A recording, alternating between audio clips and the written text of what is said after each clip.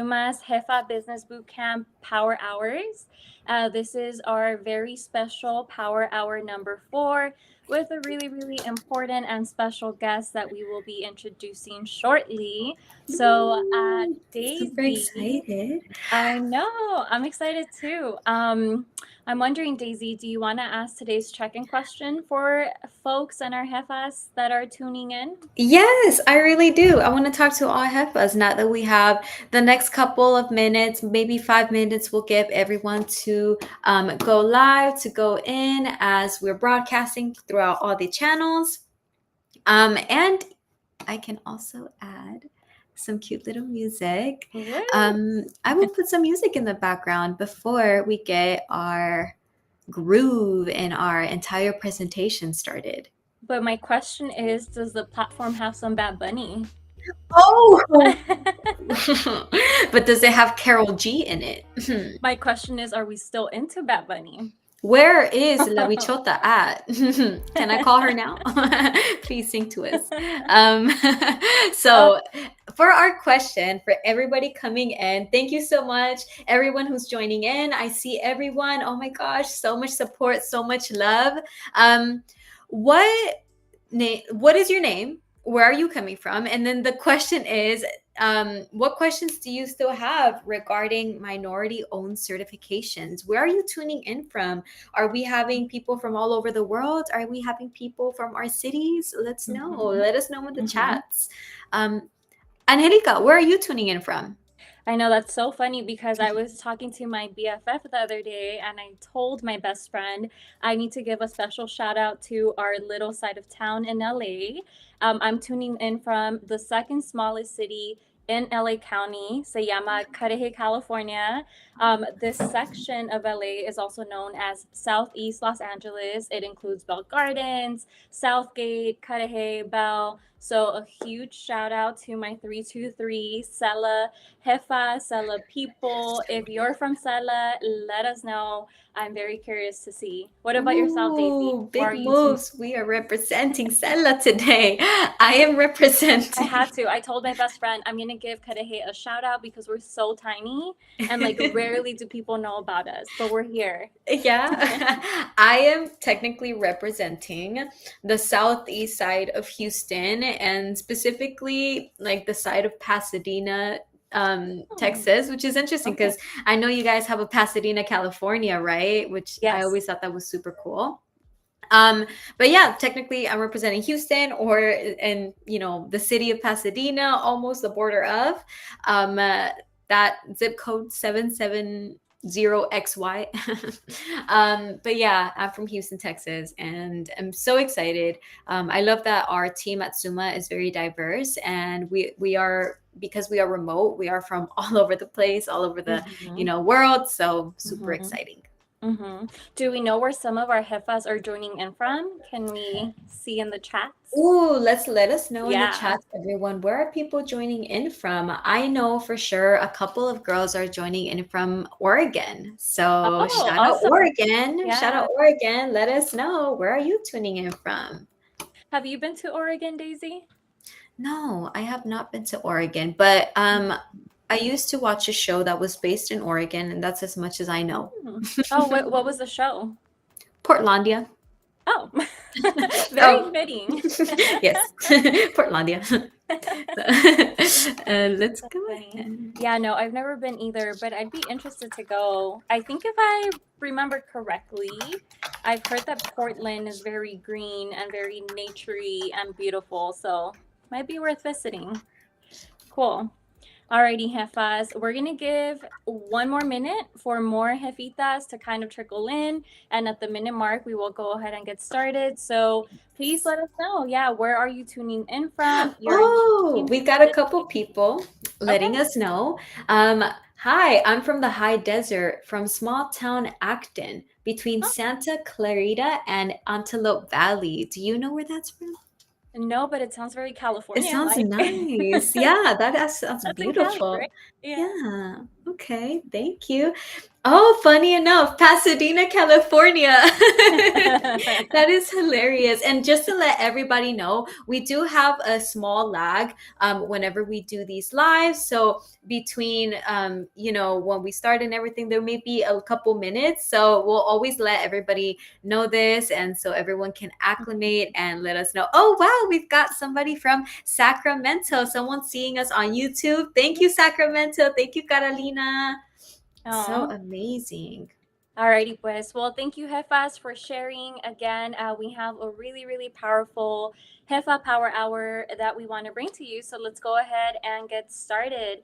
Once again, today here at Team SUMA, we are super duper excited. We have a special Power Hour, a lot of golden information that we will be sharing around minority owned certification with our special guest.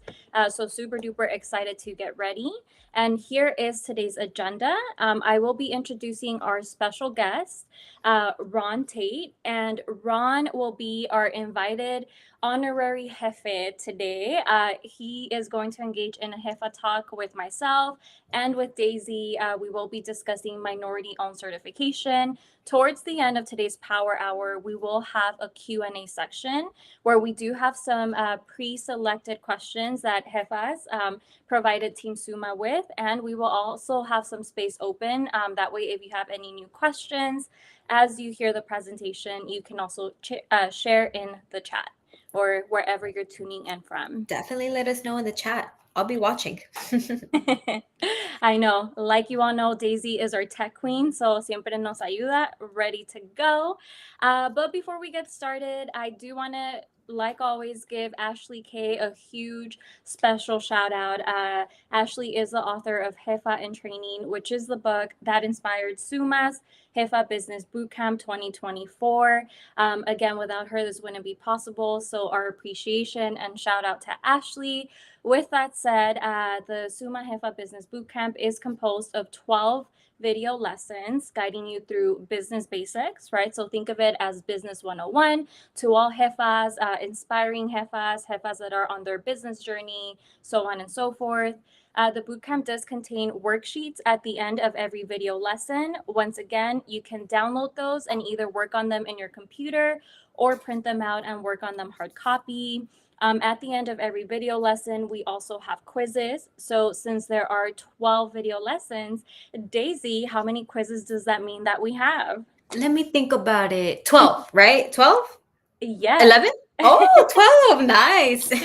Yes. So what that means for all jefas tuning in is in order for you to get your very special Jefa Business Bootcamp certification, you must complete all 12 of 12 quizzes. Okay, super duper important. On our end at Team SUMA, that is how we know who completed the full course, and that is how we can send you your beautiful certification, which is in collaboration with ASU. So again, once you get your certification, you can show it on LinkedIn, you can tell friends about it. We're very, very happy to have that collaboration with ASU and bring you this beautiful boot camp. So, Absolutely. with all of that said, let's get into today's very special session. I do want to go ahead and introduce Mr. Ron Tate Jr. Ron is the head of supplier diversity and sustainability, supply chain management at Wells Fargo and Company. So, Ron, hello, welcome. Would you like to introduce yourself to our jefas tuning in today? Sure. Hey, good evening, everyone. Ron Tate with Wells Fargo calling in. Excited to interact with you guys today. Always love to touch base with bright young entrepreneurial minds. So hopefully this will be valuable for you all. I've just been with Wells for about a year, but I have a long career in supply chain management, procurement, sourcing, supplier diversity, whatever you want to call it. Mostly in financial services, but I also work in consumer products and also in the airline industry. So, really happy to be here with you guys today. Awesome. We're super excited to have you here, Ron. And I'm so sorry, but just really quickly on my end, I see you slightly horizontal, Ron. Is there any way that we can flip the little camera just a little? Let's see. There we go. We're getting closer. Yeah. In the meantime, let's see. And it's okay if it's not possible. Is it We'll is it is it just partially askew, or is it like how many degrees off? Oh, A You are lot. 90 Oh, degrees. Oh, perfect, perfect. perfect. Thank you, okay. Ron. Thank you We so So much. had it. Okay, okay, sorry. beautiful. Before we did, I had it horizontal. Sorry about that. Yeah. No worries. Thank you so much for that. All right, y'all. And So let's yeah, go ahead and get started. and I'll go ahead and actually give you to the room and the classroom. I'll hide off for a little bit and then I'll be right back with further questions. So thank you, everyone. Thank you so much, Daisy. So here we go. We have the Jefa Business Bootcamp, Diverse Business Certification. Ron will be guiding us through this. So, Ron, I was wondering if you can tell us a little bit more as to what topics we'll be covering in today's session. Well, today we're going to talk about supplier diversity and specifically diverse certification. Diverse certification is a very important part of the supplier diversity industry. It's a big decision that entrepreneurs need to make around is it right for their business? When is the right time for their business? What's required?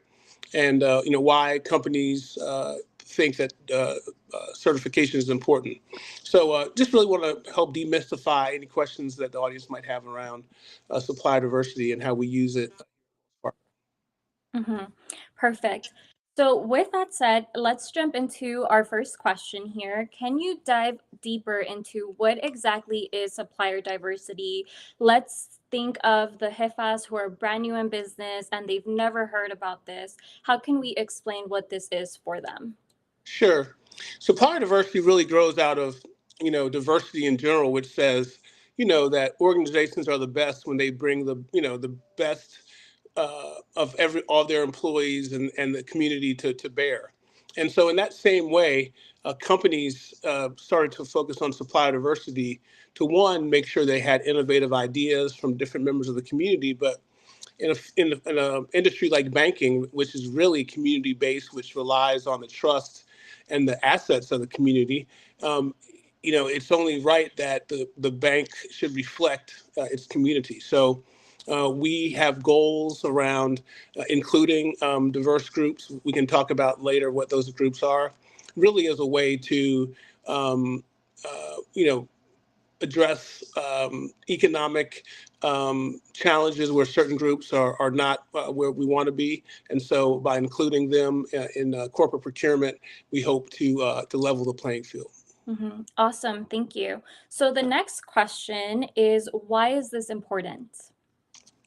It's really important because, again, the community is only as strong as we help create it, right? As you guys have probably heard, the United States is becoming more and more diverse. Different statistics will tell you that we're going to become a majority nation that's mostly diverse people, right? Mm-hmm. And so, if you think about that, we really need all groups contributing to the economy. We need to get experience in all the different trades, functions that provide corporate America, and it be scalable so that that we can grow and that we have diverse owned businesses that sit alongside these majority businesses that have been around and thriving for so long. Mm-hmm. So that's why it's really important, the changing demographics of the country. And also, by we know that minority businesses, more often hire people of color, and so we think that can also help address, the wealth gap by better employment for people of color. Yeah, I love that. Thank you. Another thing that's standing out to me, which is also here displayed in our slide, is this idea of the importance of removing barriers, right? As our country changes and the demographic shifts, it's also important that there are tools and resources in place to also eliminate any barriers that may come with that. And that's why we're here, right? Even like what we're providing in today's HEFA Power Hour, we're removing barriers by providing this information to people that might otherwise not have it. Absolutely, absolutely. Awesome. So, can you tell us a little bit more as to what is diversity certification? And feel free, if we already covered some of these topics, we can also go through them. But yeah, let's stick with this question. Sure. So Certification is a way that we ensure that there's integrity in the process of supply diversity. So if we think about it, let's first talk about what diverse groups are. The diverse groups would include people of color, so that would be Mhm, Latin, Hispanic, Black, African American, Asian, um, as far as ethnic groups. mhm, You've also got military veterans, you've mhm, got disabled, you've got women, and you've got LGBTQ population. So I think that's all the certifying agencies. And when I say mhm, integrity, they want to ensure that those companies are owned and operated by members of those groups, right? We wouldn't want someone that was not a member of those groups to mhm, benefit from this program to really, again, include inclusion for those. So the certification is the way that um, companies like Wells Fargo can be confident that the companies that are claimed to be diverse are actually owned and operated by a member of those diverse groups. And the laws are generally to be 51% owned and managed by a member of that group. So that's the way we would the certifying agencies think about ownership, at least 51%. Okay, awesome. Thank you for that information. Hmm. The next question that we have here is, what is the definition of a certified diverse supplier? Yeah, just kind of building on what I said, 51% owned, managed, and controlled by diverse managed groups. It's a member of one of those groups of the population that you can kind of say is underserved in ways. Again, whether it be minorities, whether it be women, whether it be disabled individuals. Disabled individuals is something I've learned so much about. It's a lot of silent disabilities out there that folks have, and by not providing access to people with disabilities, it only hurts our economy. So it's a Mhm, little bit different business case than you might think of women or people of color, but still a very important group that we want to engage. And then also, the LGBTQ population, mhm, again, is a growing business segment, and we want to make sure that they get opportunities mhm. just like the other diverse groups that are part of the our ecosystem. Awesome, thank you. So, what's coming out to me as we're having this conversation is also the importance of equity, right? And how important it is to provide multiple people access, again, to removing these barriers and providing opportunities and resources. So, that's amazing. Thank you. Next question. Why do corporations require certification? And what is a message that you would like our jefas to know related to this question? Yeah, certification can seem very intimidating at times because there's a lot of paperwork and a lot of questions being asked. You're going to feel like the certifying organization are really in your business, right? They're going to be asking you a lot of questions. What is again? It's just to protect the integrity of the program.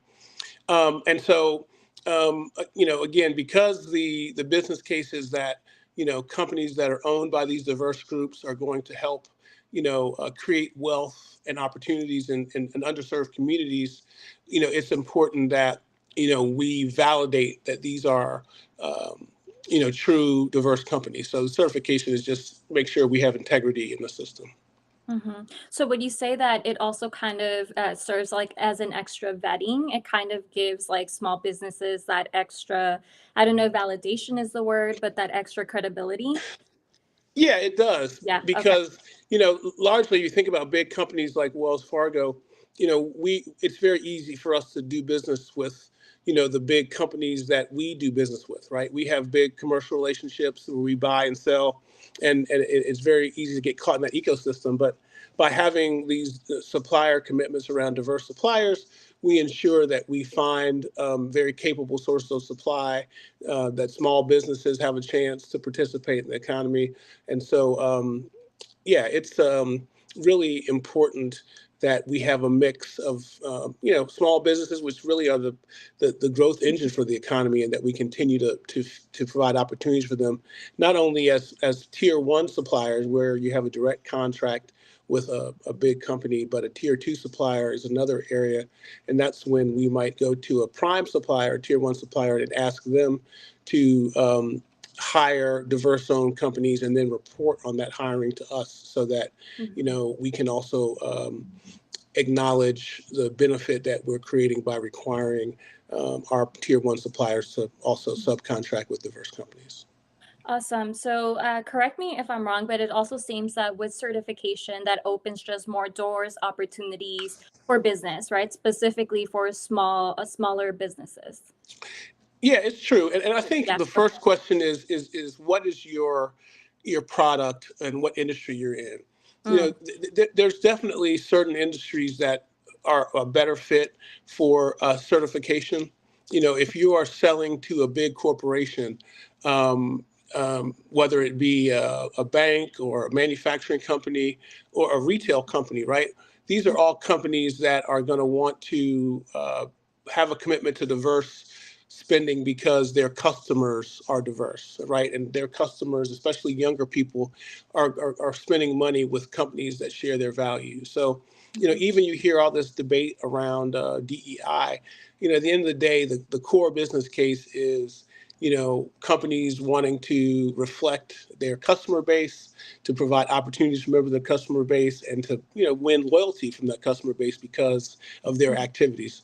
So that's really how I would address that one. Awesome. Thank you.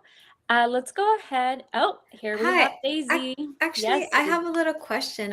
Can you go back to yeah, this one about the corporations requiring certifications. So for us Latinas, how do we make ourselves stand out whenever it comes to introducing these, certifications, and how do we establish ourselves in that way? Well, that's a great question. I mean, I think the first question is, how do you want to certify?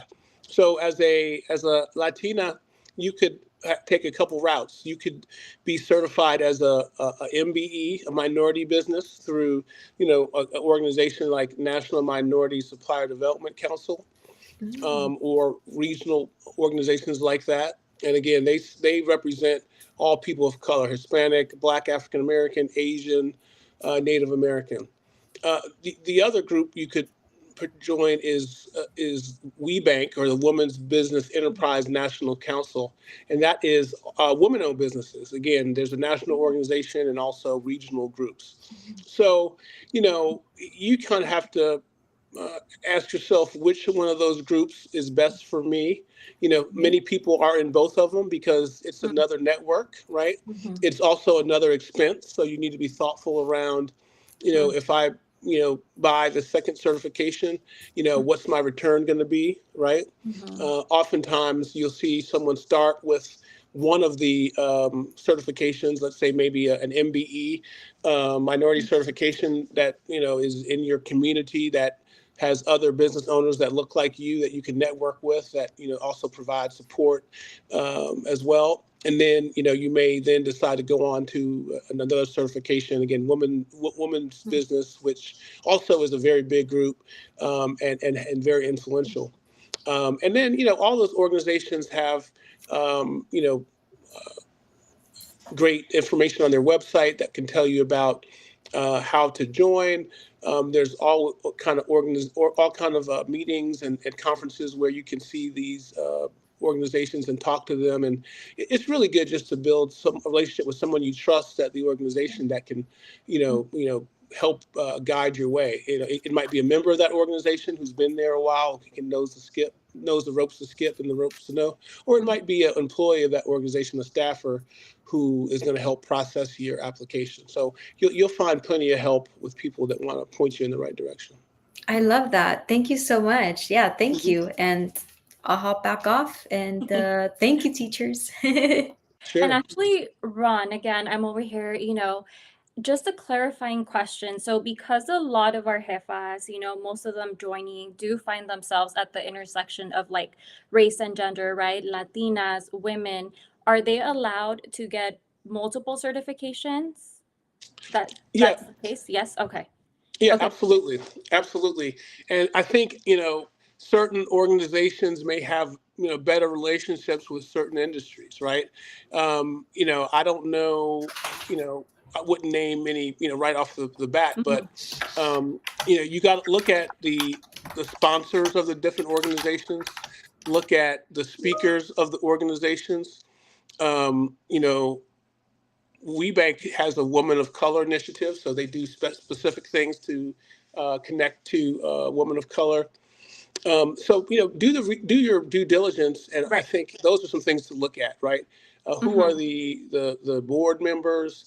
Who Mm. are the sponsors? And that will give you a hint Mhm. on where they have relationships, and therefore where you might be able to leverage that relationship. But having multiple certifications is great. Again, I think the cost and expense is the only thing to kind of think about on how quickly you want to ramp up to do multiple. Okay. And Yes. speaking, I'm sorry, Daisy. ¿Le Go ahead. das tú o yo? Go ahead. I will message at the end. I'll have a question and answer section at the very end Okay, then. beautiful. Yeah, my brain is spinning as I'm getting all this like great information. But Hmm. speaking of due diligence, Ron, do you have any advice for our jefas joining today, specifically those who maybe have never navigated the system in the past, right? And like these are the first time that they're hearing these terms and certifications. So my question to you is, what advice would you give to those jefas who are just listening in, finding out about these resources? Like, what's the number one advice you give them in terms of doing their due diligence when it comes to what certification should be best for them? Yep.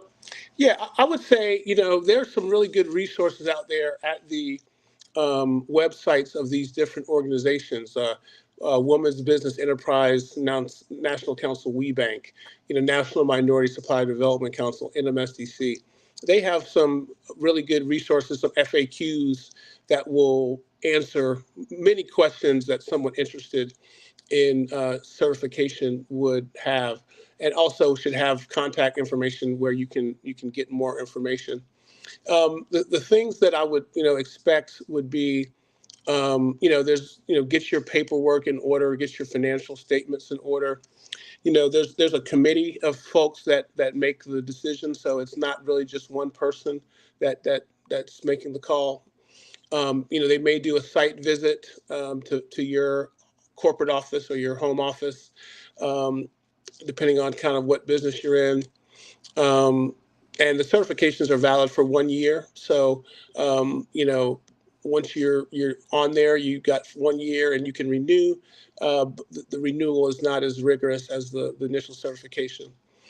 Cost wise is, again, I talked about that. Depending on the size of your business, your revenues, uh, that will determine your fee. So again, as you do your due diligence, understand, what rate your business would charge at certain certification firms.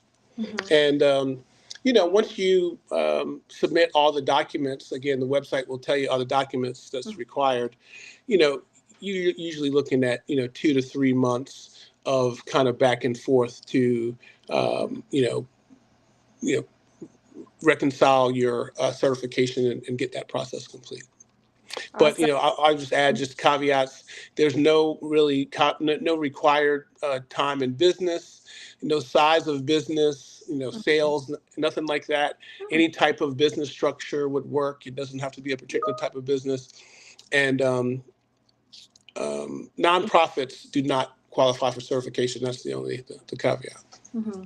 Awesome. Thank you so much for that, Ron. Let's go ahead and continue here. I know some of these conversations or some of the topics in our slides we've been covering through our natural organic conversation, but I do just kind of want to bring it back to this question of what are diverse business classifications, and more specifically focus on the ones displayed here.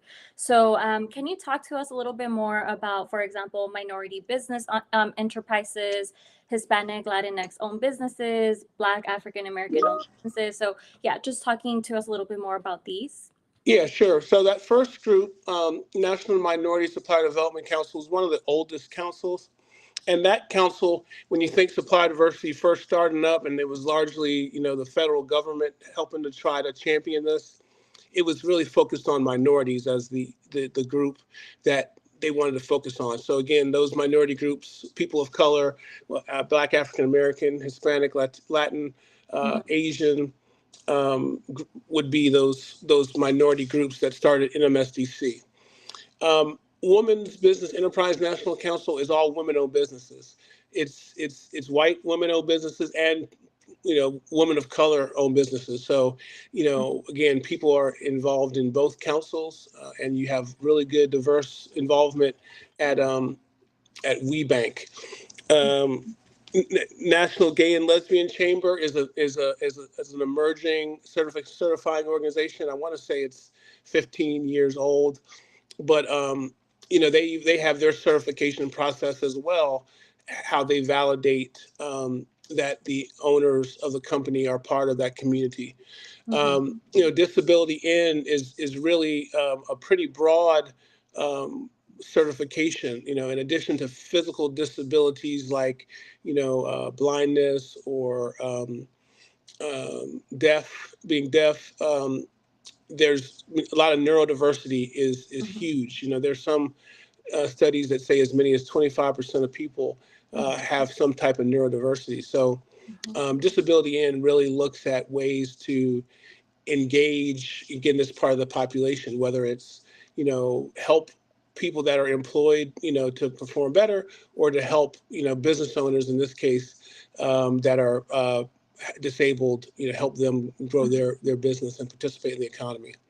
The other ones are not always looked at by private industry, but more so often with the government. You have the small business certification, SBA. That is a pretty rigorous certification to qualify as a government contractor. If you are interested in government contracting, you should probably do a deep dive with someone that can tell you about the SBA. And then Departments of Veterans Affairs and NAVOBA are two organizations that help certify military veterans. And a lot of those are pretty heavy in the government contracting space, but also into the corporate private contracting space. And again, these agencies are at the local, regional, and national level, and now international level. We just got word that We Connect International, which is a certifying organization for women-owned business globally, was just accepted as a source for the $1 Billion Roundtable, which is a very important group of supply diversity companies. So, we really are continuing to expand how we're looking at inclusion and making sure that there's means to include, underserved communities anywhere in the world, really. Thank you so much. That is very amazing to hear. I was wondering if you can now talk to us a little bit more about what can our Jefas expect when they're applying for their certification. I know you mentioned that for some of them, the process might be a little more rigorous. So can you tell us a little bit more about that? Yeah, what to expect when applying for certification? Sure.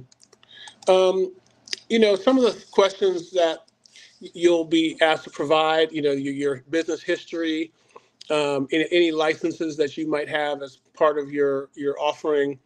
It may ask for a resume. It may ask for your citizenship, proof of citizenship. Again, this is not exclusively to help U.S. citizens, but a lot of the organizations are for U.S. citizens. Um, financial. Financial statements, again, they usually look at the last 3 years. They might be tax returns, banking information, any kind of loan documentation, and any invoices that you might have, and just proof that you've paid them. As far as personnel costs, understanding your payroll, W-2s, and then, from a legal perspective, how is your organization set up? Do you have a tax ID? How are you organized? Are you incorporated? What are the bylaws? Is there a partnership agreement? Is there any stock and other notes around the organization? So those are the things that they're looking at.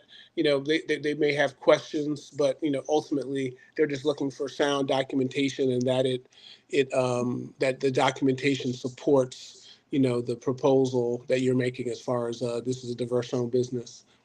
Okay, awesome. And how long would you say it takes for, let's say, our jefas to get all of their documentation ready? So, like, if they're ready to get a certification and they're starting to get their documents ready, can you kind of like walk us through, like, maybe a timeline of what that looks like?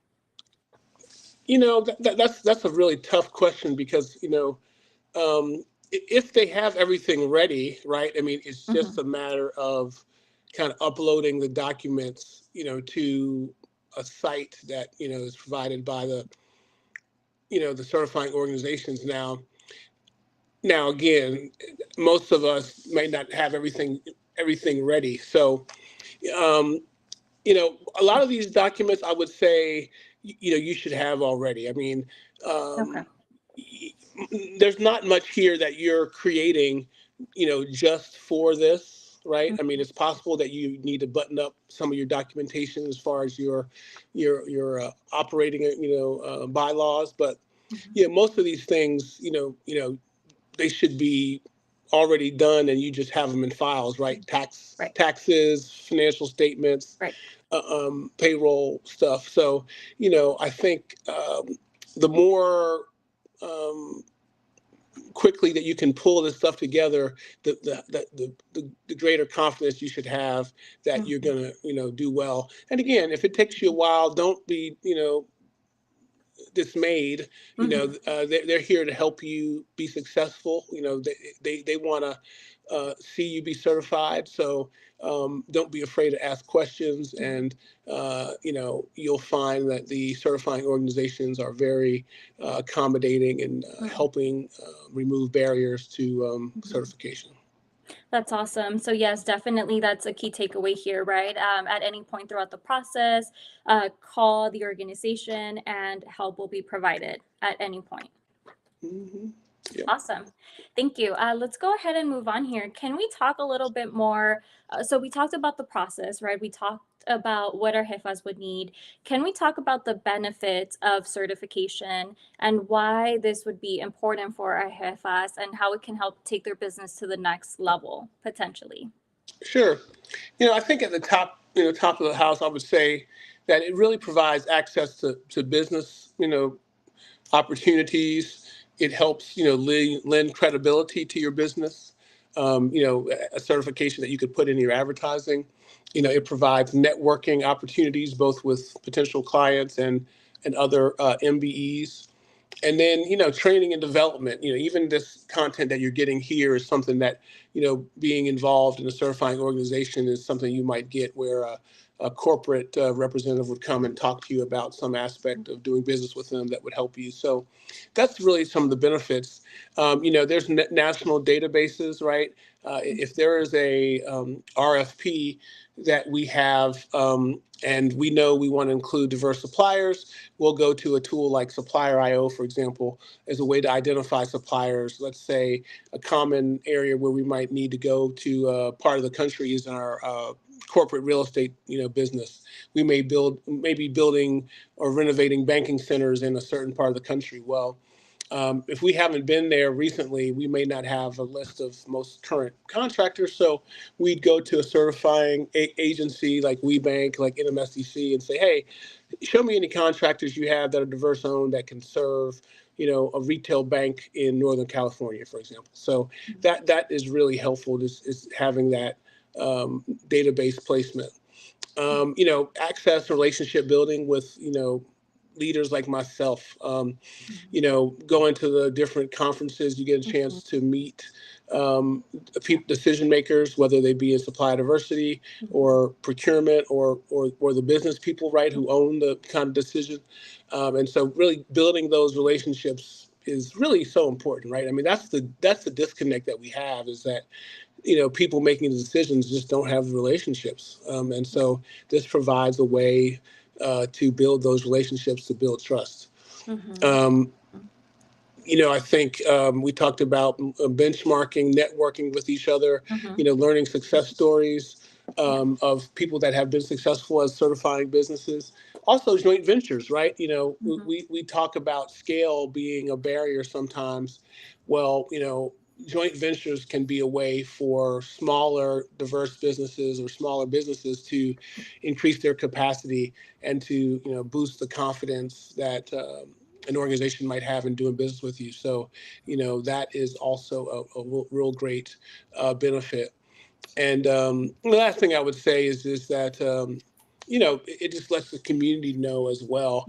There's people that may not be in a corporation, Mhm. but are very supportive of the cause of supporting diverse businesses. So, you may see some additional benefit if your product can be bought outside of just a business to business.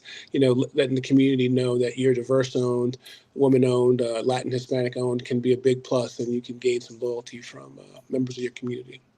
That's awesome. Thank you so much, Ron. And we do have Daisy here. So that means that we have a little question. Hi, Yes, Miss. Daisy. Yes, Hello. thank you, Ron. Actually, I have a question.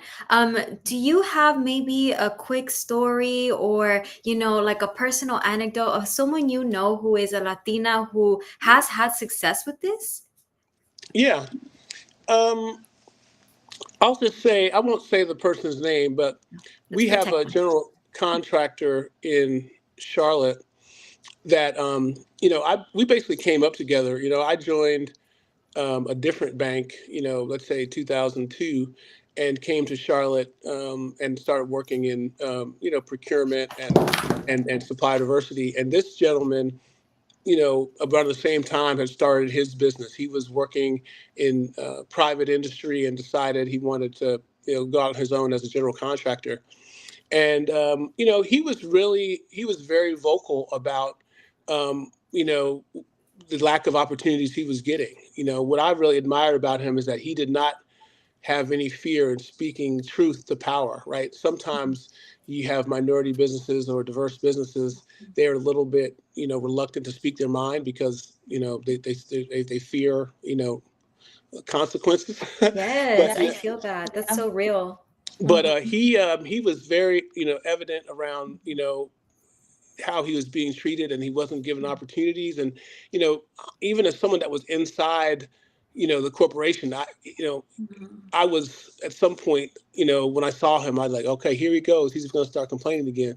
But Mhm. but the reality is that as I come back, into this Mhm. world of Charlotte Supply Diversity, this guy is kicking butt. I Mhm. mean, he is one Yeah. of our biggest suppliers. He has grown his business. He's doing business with all the big companies in town, Mhm. and him being intentional, Mhm. vocal around Mhm. getting opportunities, Yeah. while it might have, rubbed some people the wrong way, it Mhm. was necessary, Yeah. for him to build his business. So, I would just say what I take from that is, you're your best advocate. Mhm. The squeaky wheel gets the grease, right? You got to be Mhm. professional, but Yeah. also at the same time, this whole thing is kind of swimming upstream. So if you're not willing to be bold, Yeah.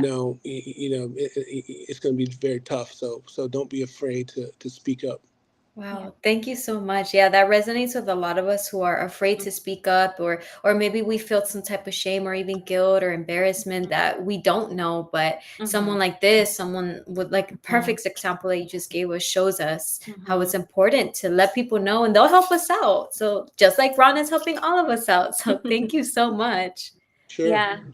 And I actually want to circle back.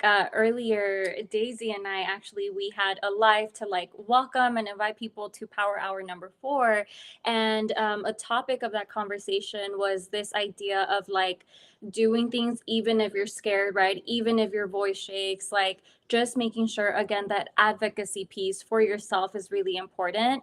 And I think, as you know, I'll speak as a first generation Mexican American mujer myself. I've been in situations where sometimes it has been scary to use my voice, knowing that again, I'm at this intersection of like my race, gender, age when I was younger, right? But still that importance of like speaking up, even if my voice shakes.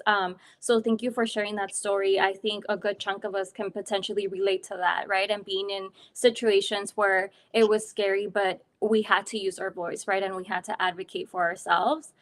But I think it also reminds me as well, and I'm sorry, Ron, I don't know if I lost you here. No, I'm still here. Okay, you're a little frozen on my screen, but yeah, it also reminds me of like the doors that certification opens, right? Especially being close to people who do have like more power, right? Like within systems and like the power to change things. So, yeah, very insightful, very powerful information. We're so grateful to have you here and talk to all of us Jefas about certifications and just these conversations that are really needed in our communities. So, with that said, before I jump into the Q&A section, Ron, do you have like any final takeaway that you would like to give our Jefas listening in today? We always do like this segment of like the Jefa power move. Do you have a Jefe power move that you would like to give?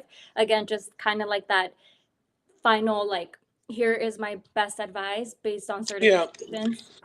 yeah, I would say, this is from Stephen Covey's book, 7 Habits of Effective People, but, he says, seek first to understand. And I think that is such an invaluable piece of advice for an entrepreneur that's going to approach a big business. So I think about, let's see, in Charlotte, North Carolina, there's, 3 or 4 big companies, right? Wells Fargo, Bank of America, Duke Energy. And if I am a diverse supplier that's going to go to an event with those 4, and those are my targets, I want to seek first to understand. I want to do a little bit of research about those companies, right? Where do they have operations? What do I know about, the supplier that might provide the service that I buy, um, you know, what do you know about the leaders, in the department that you would need? um, how are they organized, right? Because that way, when you go and you meet someone like myself or Tabitha at a conference, you are starting with a position of strength, and you know something you've researched. So often people start out with a pitch and they just say, "Hey, I'm so and so," and blah blah blah blah blah blah blah blah blah blah blah blah blah Mhm. blah. And you've already lost the person because you have not really understood their perspective, right? So Mhm. even if you just spend 30 seconds to try Mhm. to understand something fundamental about where they're coming from, right? Yeah. Do you perform this service in house with your employees, or do you farm it out to vendors, right? Let's say you talk about temporary staffing. That might be an area where do your employees do this, or do you hire a third party, right? If you are providing a catering business, you might say, hey, do you guys have a cafeteria on site, or do you use all Mhm. outside vendors, right? So having that context, seeking first to understand, will help you make a more powerful pitch, because you understand and you can kind of tailor your message to that reality. Beautiful. Thank you so much, Ron. I love your Jefe power move that you have provided for all of us Jefas. So, with that said, we do still have 13 minutes left. We want to go ahead and open it up to the Q&A portion. This is the part where I am going to re-invite Daisy into the plática. Oof, thankfully. I wanted to come back so bad. I did. So let's go ahead. Ron, we do have some pre selected questions here that we want to ask you. And Daisy, definitely feel free to add any Yeah. questions that you have or Yeah. that you see Jefas asking. So, Yeah. for all my Jefas watching right now that you have seen our conversation, if you have any pending questions, this is the time to ask. So, Yes. please go to the chat section wherever you're tuning in from and make sure that you're asking those questions that might still be a little unclear. And we can have like a flash round, if we when we call it a flash round of questions, because we Mhm. do have a couple questions Yeah. in the chat. We only have a couple minutes, so Mhm. whatever we feel comfortable with, let's do it. Let's go for it. Okay, so let's go ahead. Let's start with the question here. I think some of these we already touched upon, but let's just review. So, question number 1 for Ron is, how long do you need to be in business to be eligible to apply for a certification? There's no requirement for any time in business. Of course, with some of the content that they're going to ask to see, having some track record of that is helpful, as far as your finances, your operating structure, what have you. But assuming that you're up and running, you can apply for certification. There's no time required. Awesome. Question number 2 is what type of business structure do you need to have to apply?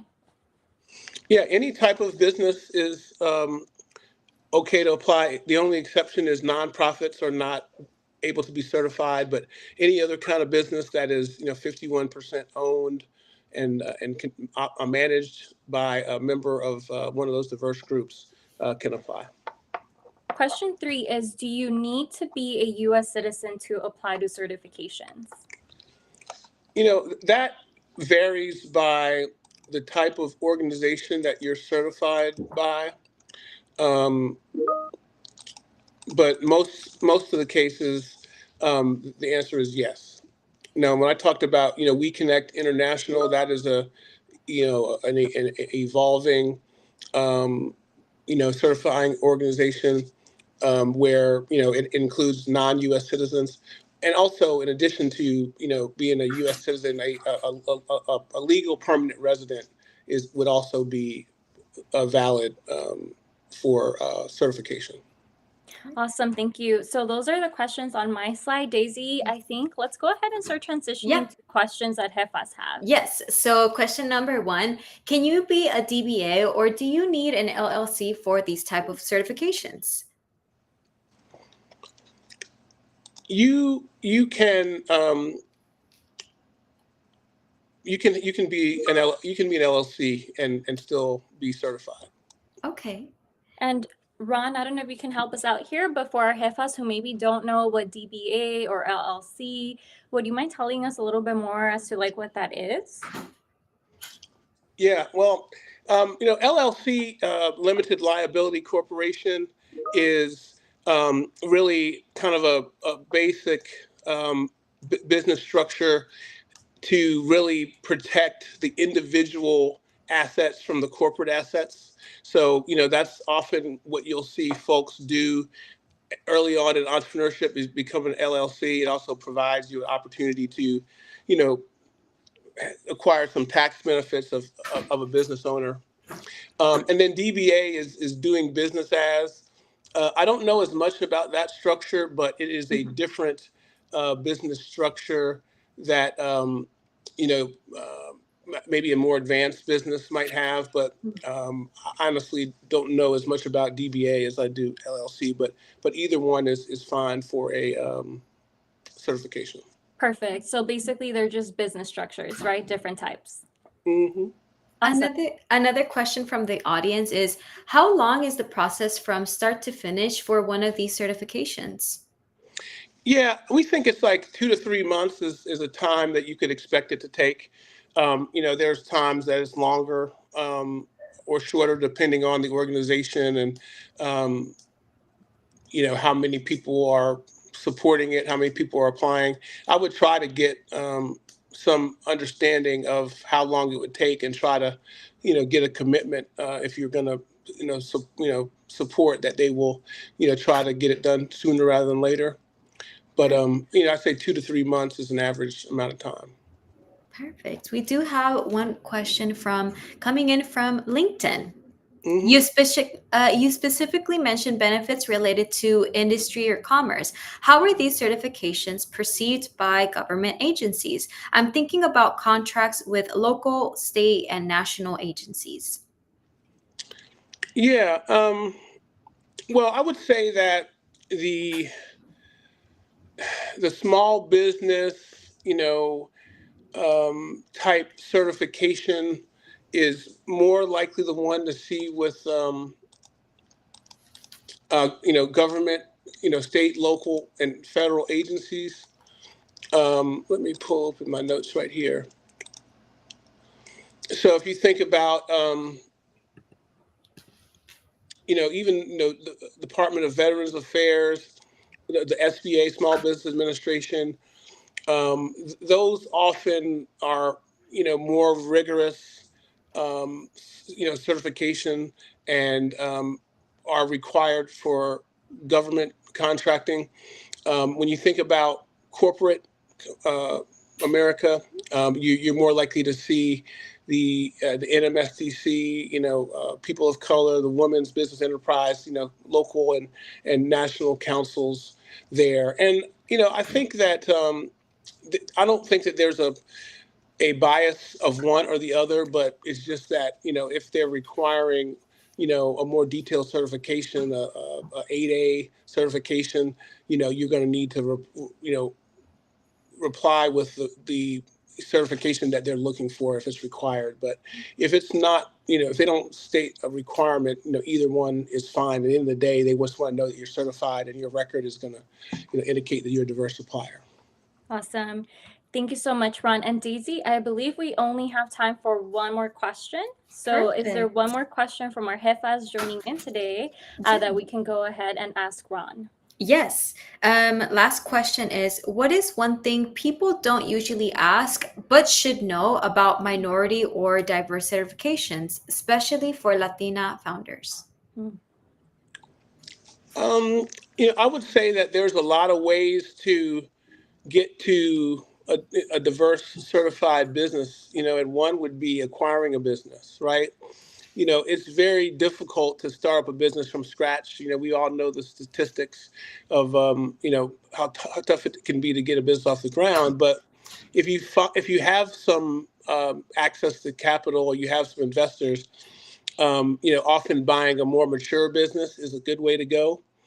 They have already, done a lot of the legwork as far as your processes, your customer base, your systems, and if you're able to acquire that business, whether it's from a majority or a minority person, you immediately kind of hit the ground running with a more mature business that's also diverse certified. So I would just say to consider, if those of you that are working in private industry or working in corporate America or some profession, you're gaining some expertise there that could really help you as a business owner, and you may decide, hey, rather than start from scratch, I'm going to try to partner or acquire a business that's already up and running, and that might be a better way to go. Awesome. Thank you so much, Ron. And thank you, Daisy, for helping us get all of the questions that our jefas were posing. With that said, we do want to go ahead and give Ron a big, big, big special thank you. Thank you for joining us in today's Plática with the jefas. Thank you for being our honorary jefe. Sure. Thank you to Wells Fargo as well. Super duper important information here at SUMA. We're really happy that we were able to provide this information for our jefas. Thank you very much, Ron. With that said, for all of our jefas watching, here is our final jefa power move that we want to go ahead and leave you with. Remember, leverage your resources. Opportunity is out there. Make sure that you are actively seeking opportunities and resources, and most importantly, taking action. We want to go ahead and remind you that our next Jefa Power Hour will happen Wednesday, September 11th, same time, 4 p.m. Pacific Standard Time, 7 p.m. Eastern Time. We will be reviewing video lessons number 9 and 12, and we will actually be diving deeper into legal structures as well. So speaking of DBA and LLC, I believe it's video lesson 9 or 10 addresses that. And with that said, Ron, do you want to give like a final goodbye, a final takeaway for our audience before we end our special power hour? No, but just thank you so much for inviting us to participate and share information. I wish you guys the best of luck as you continue your entrepreneurial journey. You have what it takes, and just draw on your family, your friends, your loved ones, and when times get tough, and push through. You can do it. Yes, thank you. That's Powerful amazing. words, really beautiful. Gracias. Daisy, do you have any final takeaways for our jefas tuning in? I do not. Just échenle ganas, chicas. We got this. Continue on with your entrepreneurial journey. And as always, we will be here at every step of the way. Y con eso, jefas, we will see you during our next Power Hour. Muchas gracias a todas y a todos. And that is it on our end. Bye-bye. Bye, everyone. Thank you so